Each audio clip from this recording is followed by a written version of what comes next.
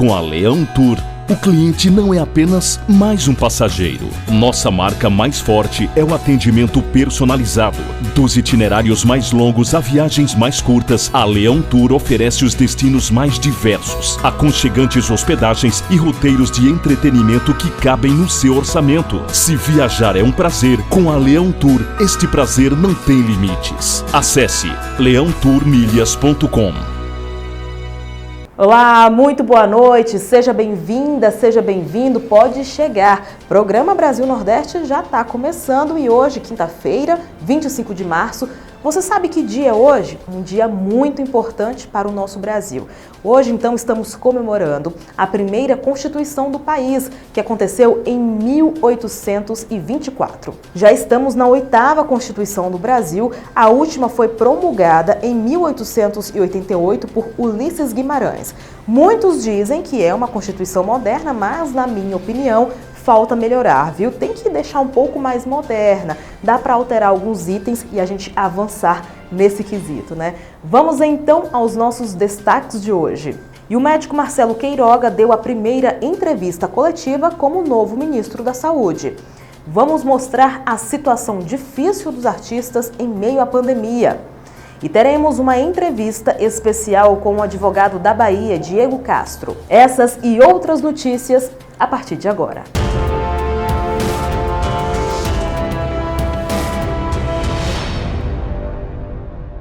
E o médico Marcelo Queiroga deu a primeira entrevista coletiva já como novo ministro da Saúde. Ele disse que quer unir esforços para acabar com a crise sanitária. E ele deu um dado bem ousado, viu? A expectativa do Ministério da Saúde é vacinar 1 milhão de pessoas por dia. Além disso, ele quer acelerar a campanha de vacinação em até 3 vezes. Vamos ver. E agora, com a pandemia da Covid-19, a determinação expressa do presidente da República é para que nós consigamos ampliar esse número de vacinação.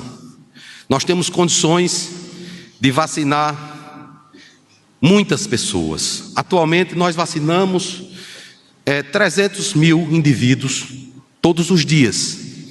E o ministro da Saúde e o governo assume o compromisso de, em curto prazo, aumentar pelo menos em 3 vezes essa velocidade de vacinação, para 1 milhão de vacinas todos os dias. É uma meta que é plausível, eu digo a vocês que é plausível. Temos condições até de ampliar ainda mais. Não quero me comprometer porque precisamos buscar mais vacinas e nós temos a indústria de vacinas nacional, a Fiocruz com a Biomanguinhos, o Instituto. E claro, a nossa equipe do programa Brasil Nordeste deseja muita sorte e perseverança, então, para o novo ministro que está chegando. Olha, agora eu vou chamar a nossa colega Natânia Mello e ela vai falar do projeto de lei que foi aprovado em Alagoas para o uso obrigatório da máscara. Olá, Natânia, boa noite. Boa noite, Camila, e boa noite a todos vocês que estão nos assistindo. No Giro de Notícias de hoje, eu trago informações sobre os estados de Alagoas, Ceará e Sergipe. Vamos acompanhar. Um dia após suspenderem a votação, os deputados estaduais aprovaram, nesta quarta-feira 24, o projeto de lei que torna obrigatório o uso de máscara em Alagoas. O projeto foi discutido e aprovado em 2 sessões extraordinárias e ficou com 9 emendas. As emendas priorizam a aplicação de advertência como forma de conscientização antes da aplicação de multa, que não será cobrada às populações vulneráveis economicamente. As emendas trazem uma lógica de conscientização. Antes de penalizar o cidadão, o Estado precisa conscientizar e advertir, e isso nasce da observação de que Alagoas, infelizmente, não prioriza investimentos em educação há décadas. O cidadão, já penalizado com essa falta de prioridade, não pode ser mais penalizado ainda, explicou a deputada Jó Pereira. E a Natânia fala agora sobre uma investigação da Controladoria Geral da União, que investiga pelo menos 1.000 casos possíveis de irregularidades na campanha de vacinação contra a Covid no estado do Ceará. Natânia. Registro de pessoas com atestado de óbito e ocupantes de cargos políticos recebendo a vacina contra a Covid-19, além da aplicação de mais de 2 doses no mesmo indivíduo, estão entre as possíveis irregularidades cometidas no processo de vacinação no Ceará, de acordo com a investigação da Controladoria Geral da União. Ao todo, os casos se dividem entre 1.290 pessoas que receberam mais de 2 doses, 136 que ocupam cargos políticos e 21 pessoas vacinadas com atestado de óbito nos sistemas públicos. No primeiro caso, foram considerados dados da base de vacinação do Sistema de Informações do Programa Nacional de Imunizações, com o objetivo de identificar os casos em que há mais de 2 registros de doses aplicadas para o mesmo CPF. Na segunda irregularidade, houve cruzamento da base de vacinados com a base de pessoas expostas politicamente, contida no ambiente do CGU. Contudo, a própria CGU informa que a base está atualizada até 2020. Na terceira irregularidade, foram considerados o Cartão Nacional do SUS, pois é identificador individual presente no Sistema de Informações de Mortalidade do SUS. E a Natânia continua participando com a gente. Agora, ela vai falar sobre uma pesquisa da UFS que desenvolveu máscara de ventilação não invasiva que auxilia no tratamento contra a Covid-19. Pesquisadores do Departamento de Engenharia Elétrica da Universidade Federal de Sergipe desenvolveram uma máscara de ventilação não invasiva para auxiliar no tratamento de pessoas com quadro leve ou moderado de falta de ar. A insuficiência respiratória é considerada um dos principais sintomas apresentados por pessoas diagnosticadas com a Covid-19 que necessitam de hospitalização, fato que motivou a produção do equipamento, de acordo com a UFS. O aparelho chamado de Spirand tem baixo custo e fácil montagem. Pode operar utilizando gases fornecidos pelas linhas do hospital e por cilindros, ou ainda conectado a um ventilador mecânico. No momento, 3 unidades de saúde de Aracaju estão utilizando a tecnologia para auxiliar o tratamento de pacientes em leitos de enfermaria com casos leves e moderados da doença. Natânia, muito obrigada pela sua participação aqui hoje. Agora eu vou chamar a Rita Brandão, é a nossa correspondente na Bahia e ela traz uma boa notícia, viu? Uma cidade que fica no sul da Bahia conseguiu zerar a quantidade de casos da Covid-19 e a gente não vê a hora de dar essa notícia também em várias outras cidades no país e até dizer, o vírus foi embora, né? Rita, então conta essa notícia pra gente. Boa noite, telespectadores do Com Brasil Nordeste. Trago notícias boas aqui do sul da Bahia. Todos os casos de Covid-19 no município de Ibirataia, na região sul da Bahia, foram zerados, segundo o último boletim epidemiológico divulgado na segunda-feira, dia 22, pela Secretaria Municipal da Saúde. Na cidade, até o momento, ocorreram 31 mortes provocadas pela doença, com 2.031 pessoas infectadas pelo coronavírus, tendo um total de 2.000 pessoas recuperadas. A Prefeitura atribui o resultado às ações que ocorreram no município desde o ano passado, como a manutenção das barreiras sanitárias das estradas e saídas da cidade, realização de asepsia de vias públicas e locais com grande fluxo de pessoas, implantação de leitos para tratamento da doença em parceria com a Fundação Hospitalar, distribuição de máscara, entre outras medidas. Até o momento, Ibirataia soma 1.284 pessoas imunizadas com a primeira dose da vacina contra a Covid-19, desde o início da imunização. Rita Brandão, para o Com Brasil Nordeste.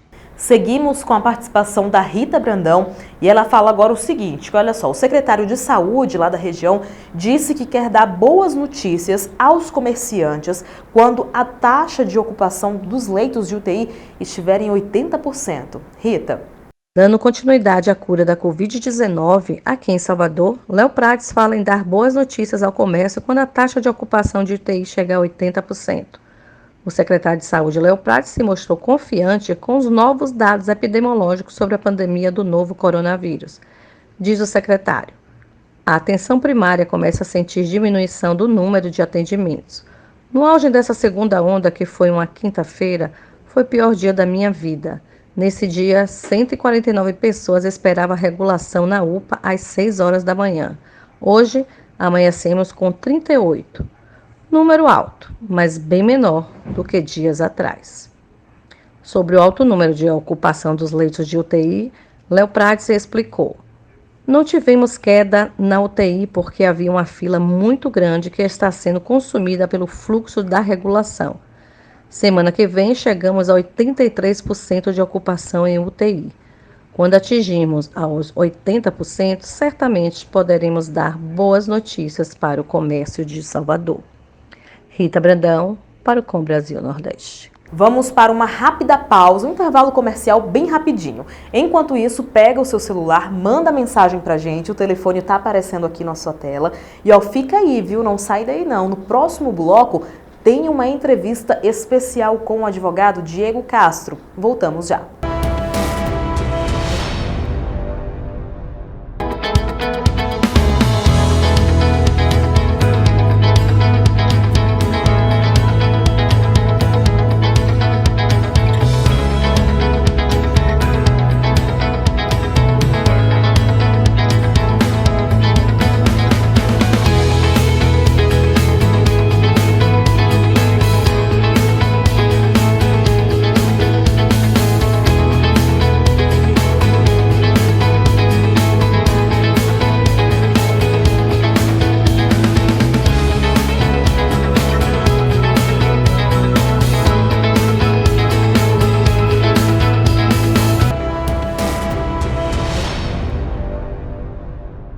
Olá, estamos de volta. Vou chamar já então o nosso colega, o jornalista Marcelo Jorge, que vai falar da situação difícil dos artistas durante esta pandemia. Marcelo, boa noite para você.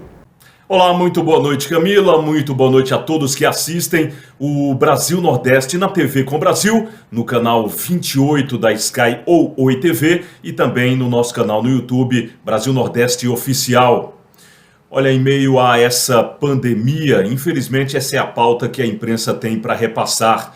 Nós aqui no Brasil Nordeste fazemos questão também de falar de número de curados, de boas notícias, mas não podemos fechar os olhos para alguns problemas que também estão acontecendo durante essa pandemia. E um deles se relaciona a uma das categorias profissionais mais sofridas nesse período. Não que as outras não estejam, reconhecemos sim, mas a categoria dos artistas vem sofrendo desde o início, quando o primeiro lockdown foi anunciado, quando as empresas encerraram suas atividades durante quase todo o ano de 2020. E aí os artistas estavam impossibilitados de produzir o seu trabalho. E por trás dos artistas, não são somente eles que vão ao palco, existe toda uma estrutura. Por menor que seja o artista, tem sempre alguém cuidando da iluminação ou cuidando de uma mesa de som. E nos grandes shows, toda a estrutura que envolve produção, mídia, pessoal dos bastidores, do backstage, como se fala, né? E, enfim, os empresários, as pessoas, essa cadeia produtiva da arte. Nós tivemos uma má notícia nessa semana aqui em Pernambuco, que foi exatamente um pronunciamento feito nas mídias sociais pelo artista Batista Lima. Ele é o vocalista e proprietário da banda Limão com Mel, uma das mais celebradas entre os jovens, principalmente uma banda boa, com boas produções musicais, enfim, e que empregava muitos funcionários. E nós esperamos que esses mesmos políticos, muitos dos quais eleitos, possam minimizar o sofrimento dessa categoria também.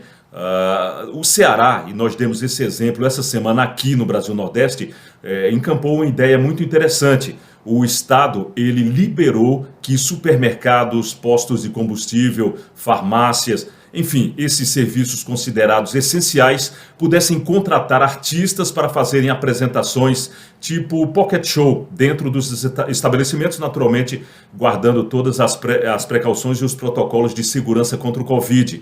E aí o artista tem condições lá no Ceará, os que estão fazendo o trabalho, de receber um pequeno cachê dessa empresa. A empresa pode atrair um público maior e o governo paga um auxílio emergencial também ao artista. Que fique aí a boa ideia, né, para estimular outros governos a agirem assim também e salvarem um pouco do que resta da nossa arte.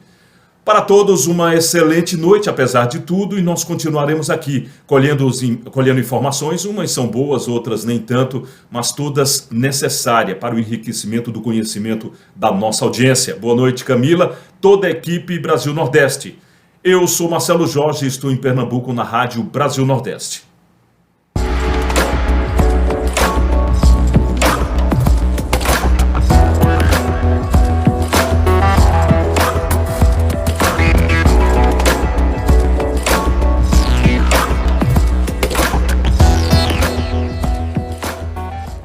Vamos conferir agora uma entrevista muito legal, muito produtiva com o advogado Diego Castro, da Bahia. Trago aqui hoje de Salvador, Bahia, essa entrevista maravilhosa com esse advogado, né?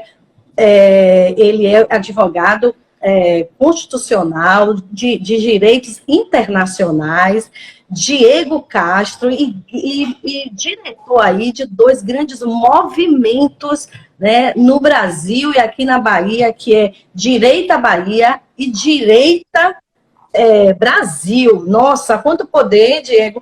A minha pergunta, Diego, que eu quero lançar para você, e Camila também tem várias outras, como você é representante também de dois grandes movimentos, né, que é o Direita Bahia e o Direita Brasil, e você é um representante, traz essa representatividade dos jovens patriotas, dos jovens conservadores.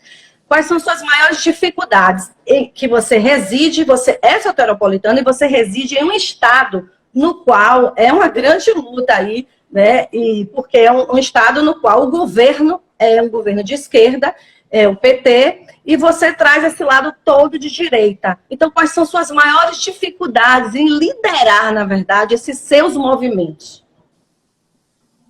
Bom, Rita, antes de mais nada, agradecer o espaço, né, e poder aqui dialogar, tratar de temas, né, de tamanha relevância, principalmente no momento atual.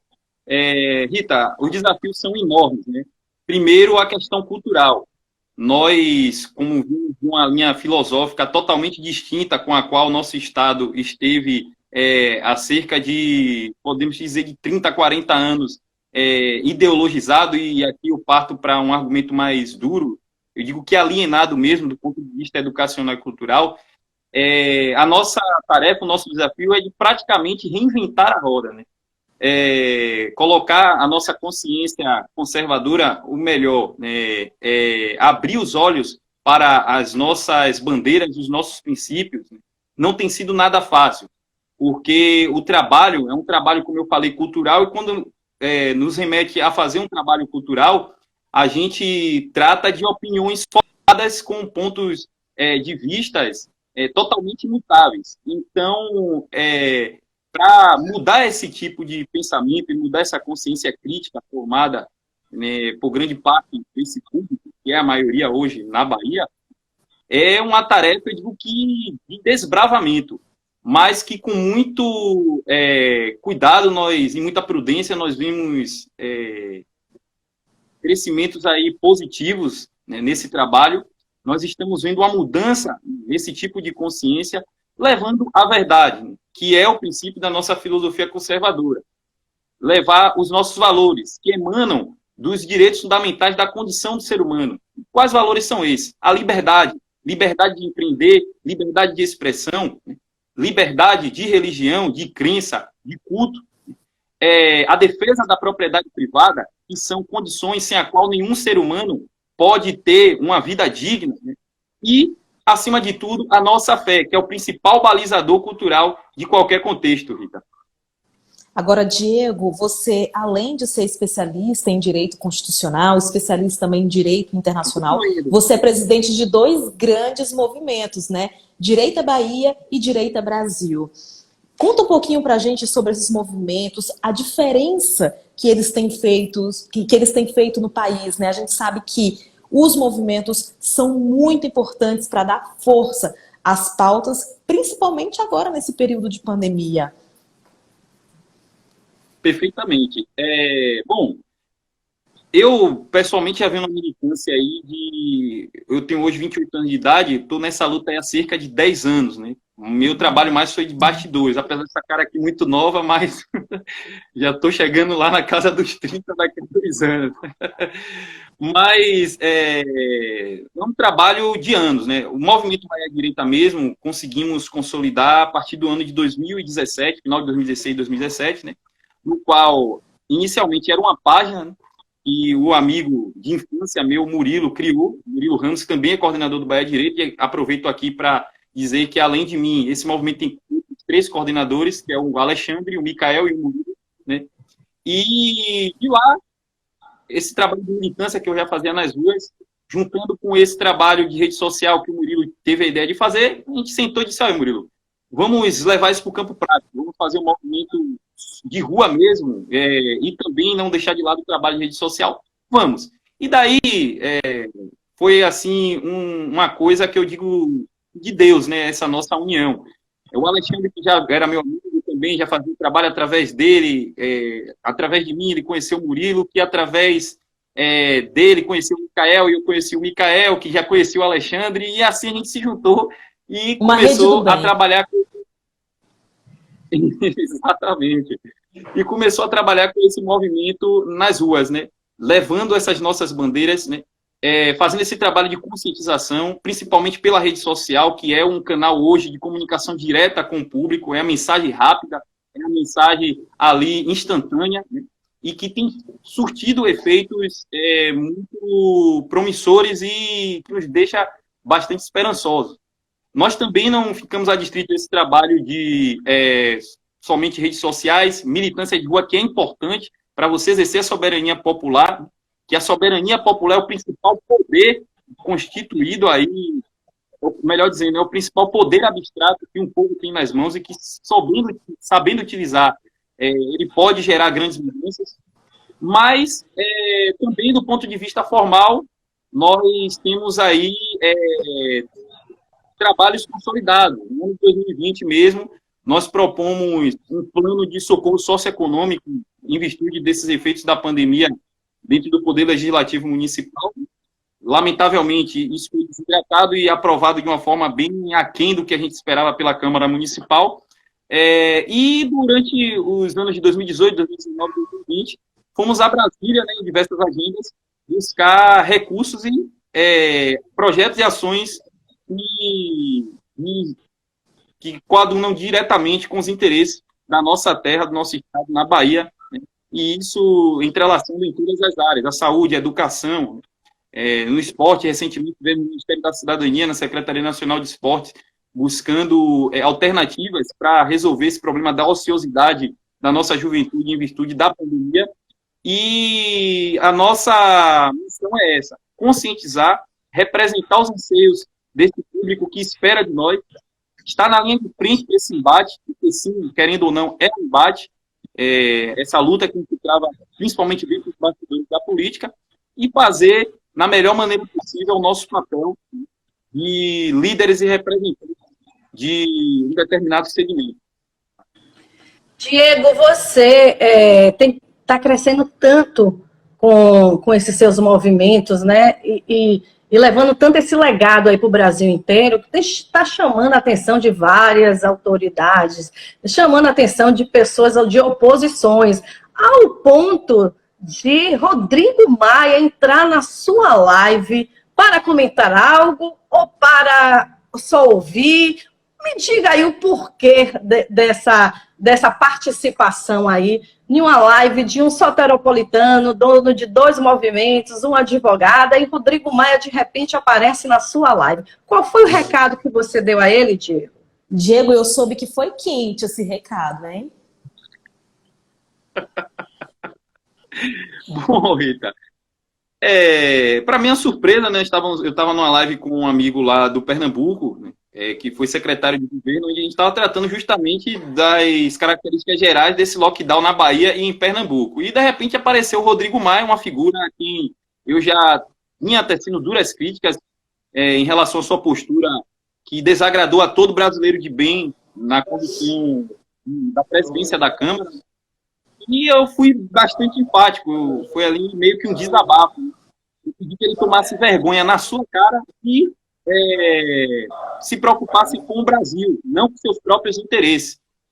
E não, deixasse um pouco o palanque de lado, a politicagem de lado, porque esse é um momento de união.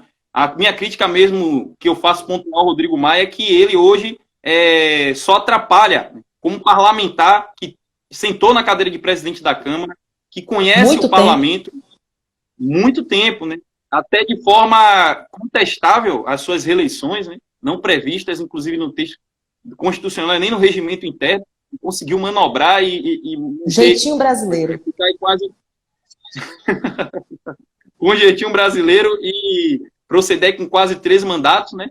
E hoje, com a sua desventura de não conseguir um 4º mandato, mirou aí suas artilharias para o presidente da República e fazendo críticas infundadas. Amanhã, então, a gente confere a segunda parte desse bate-papo com o advogado Diego Castro.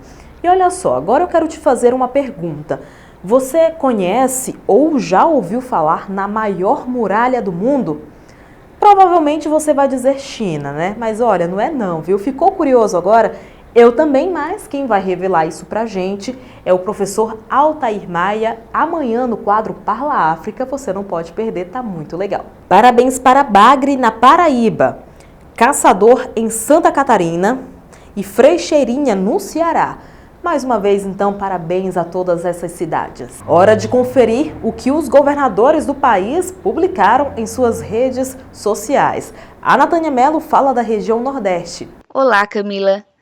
Vamos começar com o governador da Paraíba, João Azevedo. Ele publicou que abriram 2 cursos com 20 mil vagas para capacitação dos profissionais de educação em ensino à distância e híbrido. Os cursos serão ensino híbrido na prática escolar e ferramentas de gestão e monitoramento na rede de ensino estadual da Paraíba. As inscrições estão abertas e podem ser realizadas até o dia 9 de abril. O governador Flávio Dino, do Maranhão, publicou que o governo do estado aprovou o adiamento do pagamento do ICMS, beneficiando 130 mil microempresas no Maranhão. Os vencimentos serão: março, para pagamento em julho e agosto; abril, pagamento em setembro e outubro; e maio, pagamento em novembro e dezembro. Já o governador de Pernambuco, Paulo Câmara, falou que o Brasil tem enfrentado seu pior momento da pandemia. São recordes diários de casos de mortes. Por isso, assinou uma carta juntamente com outros 15 governadores, solicitando ao Congresso Nacional urgência na apreciação e votação de um auxílio emergencial de R$ 600. Ele disse que é imprescindível mitigar os impactos que esse momento pandêmico tem causado, principalmente à população mais vulnerável. E para finalizarmos, a governadora do Rio Grande do Norte, Fátima Bezerra, informou que empresas optantes do Simples Nacional terão ICMS prorrogado por 90 dias. Mais de 119 mil empresas potiguares serão beneficiadas. Volto com vocês aí nos estúdios. Vamos girar agora as mídias dos governadores da região Centro-Oeste. O governador do Distrito Federal, Ibanez Rocha, falou que assinou o convênio entre Polícia Civil e o Instituto de Assistência à Saúde dos Servidores do DF. Com isso, os 8.500 integrantes da Força, ativos e inativos, poderão ter acesso ao plano de saúde do GDF. Já Ronaldo Caiado, governador de Goiás, disse: Goiás só virou referência em segurança pública porque nossos servidores confiaram na seriedade deste governo. Nesta dura pandemia, policiais e bombeiros estão salvando vidas e se arriscando. Perdemos grandes homens e mulheres da área. Chega, não podemos aceitar. Vamos vaciná-los. Reinaldo Azambuja, governador de Mato Grosso do Sul, informou em suas redes: o desenvolvimento que traz empregos precisa ser planejado e alicerçado na infraestrutura e na logística, estabelecendo as rotas por onde circulará a produção. É hora do De Olho na Rede.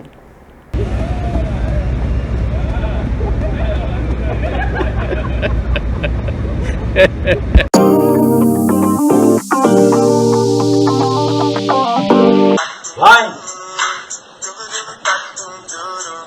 Ó.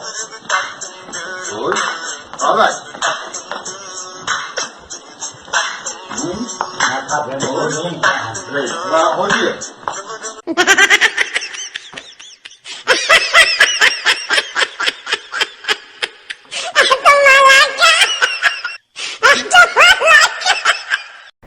Chegamos ao fim de mais uma edição do programa Brasil Nordeste, aqui na TV Com Brasil. Mas olha, amanhã tem mais, né? Sexta-feira eu te espero aqui então. Tchau, boa noite.